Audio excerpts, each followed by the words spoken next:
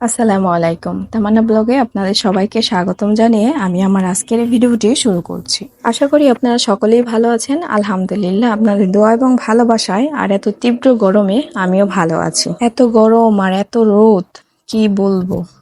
এই রোদ গরমে সবাই অনেক পরিমাণে অসুস্থ হয়ে যাচ্ছে। আর এই গরমের মধ্যে টক খেতে কিন্তু বেশ ভালো লাগে।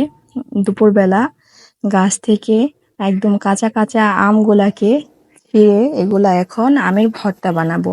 অনেকের মুখেই শুনি গরমের সময় টক খেলে নাকি গরমটা একটু কমে। তো যাই হোক, এছাড়াও কারণ আছে। আমের দিনে যদি আম ভর্তা না খেলাম তাহলে তো পুরো যে বাকি মাসগুলো আছে তখন আফসোস করতে হবে এই বছর বেশি আম ভর্তা খাইনি, এই আর কি। আর টক খাবারটা আমার ভীষণ প্রিয়। আগে তো আরো বেশি পছন্দের ছিল, এখন একটু কম খাই, এই আর কি।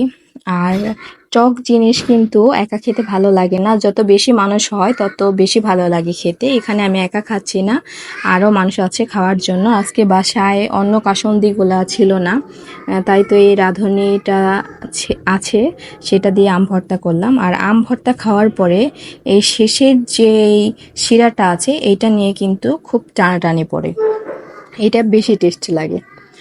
আর এই তো এখানে দুপুরে আজকে পাঁচমিশালি শাক রান্না করা হবে, মুরগির মাংসও রান্না করা হবে। সব কিছুর প্রস্তুতি চলছিল। গরমের জন্য বসে থাকলে তো আর চলবে না, সব কিছুই চালাতে হবে একসাথে। যতই গরম থাক আর যতই ঠান্ডা থাক না কেন, টাইম মতো পেটের মধ্যে তাপ ঠিকই লেগে যায়, মানে যে পেটের মধ্যে ক্ষুধা ঠিকই লেগে যায়। তাই কাজকর্ম করে খেতে হয়। আর আমরা তো ঘরের ভিতরে আছি, যারা নাকি বাহিরে কাজ করছে, বিশেষ করে পুরুষ মানুষ যারা, তাদের না জানে কত কষ্ট হচ্ছে। আল্লাহ গরমটা একটু কমিয়ে দেখ, দোয়া করি আমরা সবাই আল্লাহ পাকের কাছে। আর এখানে দেখুন, আমি মুরগির জন্য এটাকে নিয়ে এসেছিলাম, সেও আমার পিছনে ছিল। কিছুক্ষণ পরে দেখি সে এটার ভিতরে কিন্তু আমি তাকে ঢোকাইনি, সে একাই এটার ভিতরে চলে গিয়েছে। আর ওখানে ভিতরে ঢুকে বলছিল বাবু তিতি, মানে সে তিতি বাচ্চা। বাচ্চাদের দুষ্টুমি যা হয় আর কি। তো এই তো আজকের এই ভিডিওটা এ পর্যন্তই, আর বেশি দীর্ঘ করব না।